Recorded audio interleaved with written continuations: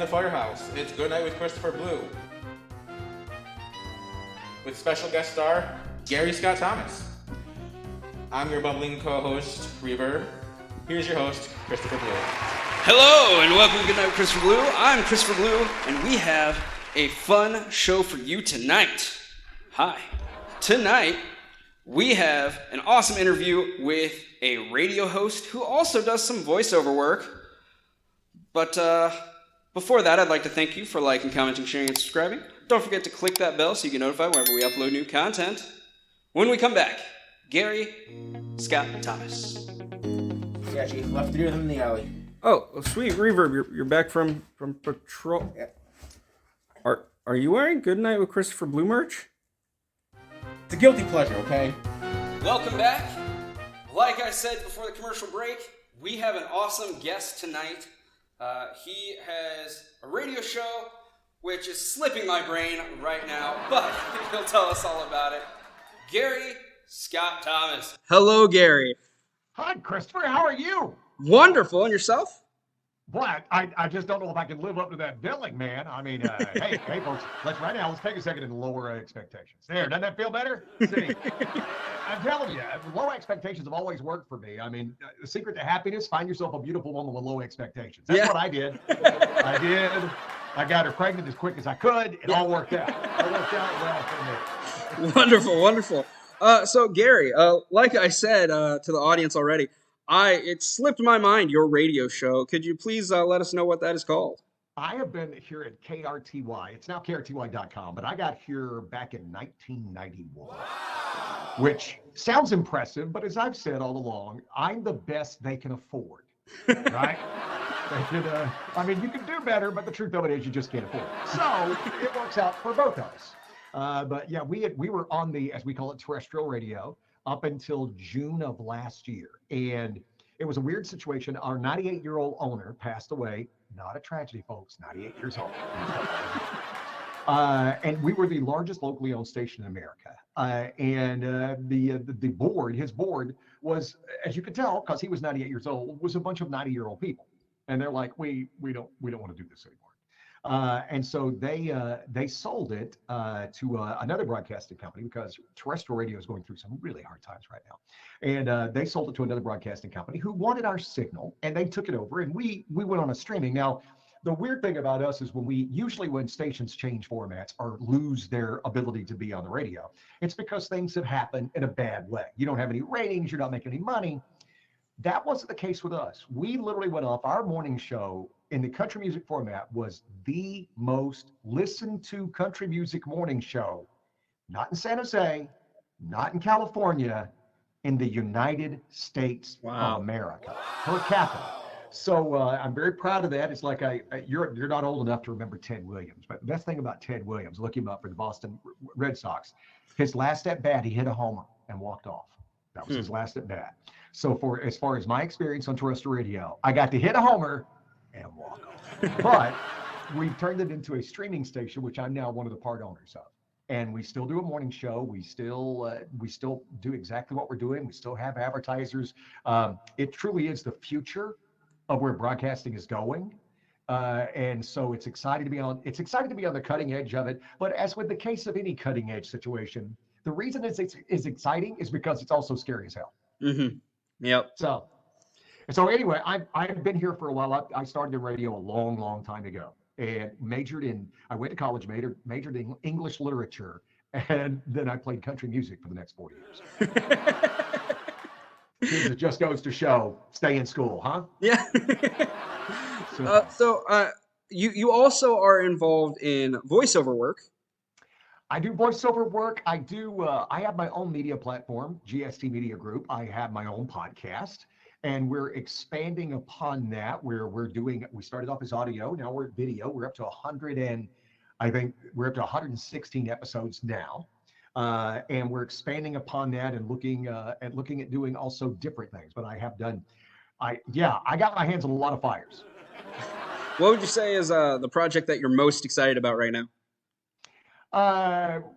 My media platform. I mean, because with KRTY.com, I'm a part owner, which is cool and exciting. I've never been a business owner in my entire life. So now actually owning a business at this stage of my life is kind of cool. Again, it's daunting, but it's daunting for all the right reasons. And things are falling together, and it's things are coming together very nicely. But I also love about what I love about podcasts. I don't know if you know this, but the average podcast lasts 7 episodes. I did not know that. After 7 episodes, people get tired. They're like, wait, I've got to do it again. Hold it, I've got to do it again. Mm. Well, the beautiful thing I've learned about radio is that, for the last 40 some odd years, I've had to get up every day and do it again and do it again. And no matter how good it went or how bad it went, it's time to do it. And so I went into it knowing that the ability to continue would never be a problem. So that's where I'm at. That's where you're starting at, right? Right. It's doing it. It's a lot more work than anybody wants to think, isn't it? It is a lot of work, yes. So I'm proud of where we are with that and the growth that's going. It took me. I've been doing it for about a year and a half because I didn't take any advertising or anything for a year and a half. I spent it my own money because my wife and I both wanted to create it and do everything that needed to be done to learn it and not ask advertisers to come on while we were learning. Well, now we're at the stage and we know what we're doing. And now we're starting to take on advertisers, which is awesome. Because, here's my take on advertising. And I told this when we had a launch party, and I told the prospective clients, I have no interest in taking your money. I don't want to take your money. I want you to willingly throw your money at me and ask me, when can I throw more money at you because it works for you so well? The key, people ask me all the time, how did you stay employed in radio for so long? Because it's infamously mercurial. I'm like, here's the secret. Make someone more money than you cost. If you make someone more money than you cost, you stay employed. That's a great way to look at it, that's for sure. So you've been doing this for so long. I can't imagine doing something for that long at this point in my life. But what is it that keeps you so passionate about it after all this time? Because you obviously are still very passionate about this work, and even though it's evolved over time, it essentially is still the same work. What keeps you so passionate about it? I love the art, and not only the art, but the nuts and bolts and grime of communicating. That, it's just like a chef, right? I mean, you see this wonderful meal that it's the artistry of putting it together. But the grime is somebody had to kill the chicken, right? Somebody had to dig the vegetables out of the ground. Somebody had to milk the cow. That's the grime. And a lot of times people get separated. They either want to do the art or they just want to do the grime. And being able to combine the two is the secret sauce. Man, I should do interviews before dinner. Man, I'm starving. My analogies are all food-based. Have you noticed? But it's combining the two that I find exciting, because the truth of it, especially of doing what I do, you don't get immediate reaction. You sit in a room and you talk to a stick. This is a stick. You sit in a room and talk to a stick, and you don't know if what you said meant anything to anyone or not. And you find out later it does. And the big secret you find out is the stuff that you thought was, wow, I just said something there. Man, that was great. That was awesome. It's not the stuff that's remembered. It's the stuff that you're not aware of. It's the same thing as parenting. I have a 10 and a 12-year-old. But same thing as parenting, and the same thing, and I'm sure you have the same stuff. My biggest memories growing up do not involve something we were doing or a big trip or anything like that. My most vivid memory is being outside of my house on a cold winter's night when my mother was making dinner. And I could smell it because my mother was an amazing cook, which explains my size. And if you could go back in time and ask my mother, do you remember that day? She'd be like, no, I don't remember that day at all. And it's always stayed with me that there is no trivial. There are no thrown away moments, because you don't get to decide what somebody else picks for a moment. So I've always approached every show every opportunity. This right here talking. You and I don't know if somebody sees this, I have no idea what's going to mean something to them. Mm-hmm. But I will give you my best effort. So I've told this to my sons, I've told this to coworkers and employers. I can't guarantee you every day is going to be great. I can't. But what I will guarantee you is even on the days I suck, I'm trying just as hard as the days I'm great. And the days I'm great, I'm sucking just as much as the days I'm not. All I can control is my effort. I give you my effort, I give you my attitude. And I don't know about you, we've all worked with people that you just want to stab your eyes out. And I'm like, wow, if you've done that, then why would you want to be that way with anybody? Mm-hmm. Why wouldn't you want to be that way? I mean, when I check out, and let's all hope it's 30, 40, 50 years from now, but when I check out, I want people to go, I didn't always agree with him, but he was a damn good guy. Yeah.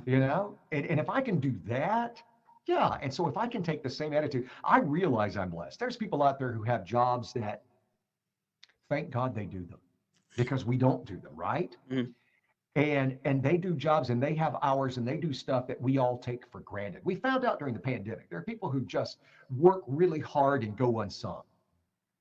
I sit in a room and laugh and talk and hopefully try to entertain. Man, if you can't get fired up about that, then that's a you problem. Yeah, absolutely. Just so you know, you said you have no idea if any of this is going to mean something. I'll tell you right now what you just said about that there are no trivial moments. That actually meant something to me. That kind of opened my eyes a little bit, and I really appreciate that. And that may be the whole purpose of me waking up today. Yeah. I don't know what somebody's going to take from anything. Mm-hmm. And and same thing with you. I was looking forward to it. I haven't met you before today. We've chatted, online and stuff, but I always look forward to the opportunity. Yeah. I always look forward, as you can tell, I will talk. Man, I'll talk. But hopefully you try to tell the truth. Something else I wanted to make sure we spoke about today. There is a quote on your website that speaks to me, and I believe it's kind of the essence of this show. And I'm going to have to paraphrase, so please correct me. Giving people the opportunity to tell their story is the essence of life. The essence of being, sharing our stories truly unlocks the essence of what it means to be alive. Because all of us have a story. And we all tend to think it's mundane, right? Because it's our story. Mm-hmm.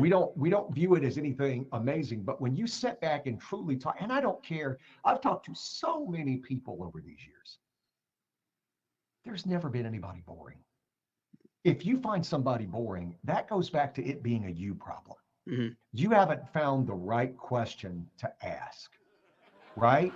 If you can find the right question, and it doesn't have to be anything deep or philosophical. I'll tell you this, I used to belong to this this country club, my wife has a great job. But I used to belong to a country club, and this guy would get paired to play with us, and every now and then, and he was a very sweet man. He was from a different country. He was always nice, but he never talked. He never talked. He would just, okay, and say hello. He was never unfriendly. Well, just so happens that the other two guys in the group had to leave early. So it was just me and him. And we're sitting on the tee waiting to hit the ball. And his name was AJ. And I looked at him and I said, hey, AJ. And he looks at me and he goes, yes. I said, what was the best thing your mom cooked? Now, this man was probably in his 70s. And he looks at me. And then you can physically see him go back in time. Mm-hmm. And he starts telling me about, I grew up on a farm in India. And there was this soup that my mother would make, and she would ask me to go pick the vegetables, and I would run outside because I was so excited about this soup that she made that was so, so good. And from that moment on, AJ became the most friendliest guy. I literally just went back up to play golf there a few months ago, and I hadn't been there about 8 months. He saw me, and he runs out and hugs me. This is something that doesn't happen in their culture, right? That's not the way they interact with each other. He runs up and hugs me. And it always made such an impact on me that no one had ever taken the time. And he was a doctor, by the way, right? But no one had ever taken the time to just ask him for a simple memory of who he really is. Wow. And it unlocked everything, right? But up until then, I wouldn't have known any of this stuff if I hadn't taken the chance to just go, let me ask you just a question about you. I didn't know he was a doctor, but not about medicine, not about golf, not about anything, but just about you. And if you can find, if you truly, I try to come into every interview with no barriers. And I don't mean that for the guest, I mean for me, that there's no barriers. I'll talk about anything you want to talk about. I'll go down any road you want to go down. And I will approach it as honestly as I can approach it, right? Where a lot of times interviewers will, you're trying to guide where it goes, and you're trying to, do the Barbara Walters rest in peace of not sharing anything about me, but let's ask you a question that'll make you cry. Mm-hmm. And you can't reflect any of that back on me. I just want to hear about you. I don't go that route. I'm like, I'm gonna share with you about me if you want me to. I will share my stories if you want me to, or we can make it all about you. But that's because it's going to be you, right? Right. For me, there's no barriers. That's what I try to do. And so that's one of the things I've always said when we were putting this company together. A buddy of mine, who's a wonderful mentor and coach and everything, he goes, what are you trying to do with this program, this podcast, this platform? And I told him, I said, I want to share stories. And he goes, well, why? And it was like this poo. And I'm like, because that's how we find out we're alive. That's how we know we're alive. We're all locked into this meat cabinet, if you will. Mm-hmm. And even though we're social animals, it is a very singular existence. I don't know what cheese tastes like to you. I don't know what a pepper tastes like to you. I truly don't know what blue really looks like to you. Mm-hmm. We have approximations that we can all share, but it is a singular experience. Mm-hmm. And but our stories are something, and our feelings and our emotions, man, that's something we know what sad feels like. Right. We know what anger is. We know what joy. We know what exuberance is. And sharing those moments and sharing those thoughts and sharing the tribulations, the defeats, and the victories. Again, it goes back to that's going to mean something to somebody else and you don't even know. I love that. That's just a wonderful way to think and to live, and I hope that I can reflect some of that onto my show. Gary, thank you so much for coming on. Before we sign off here, how can people keep up with what you're doing? GaryScottThomas.com. You can find it at GaryScottThomas.com. You can listen to our little radio show at KRTY.com. I'm on from 5:30 to 9 every Monday through Friday. And like I said, we're up to 116 episodes. Because I've been a factor in country music, so we do country music, but we also do a lot of others. I do actors, I do authors, I do sports people, and it's because I find that interesting. Yeah. I don't want to limit myself to just one thing. So that's where you can find all of the glitter that we do at GaryScottThomas.com. Well, I'll make sure all of your links are in the description of this video. Again, thank you so much for coming on. Christopher, it's my pleasure. Anytime. Well, that's our show. Thank you guys so much for liking, commenting, sharing, and subscribing. Don't forget to ring that bell so you get notified whenever we upload new content. Until next time, good night, my sweet baby angels. I'll see you tomorrow.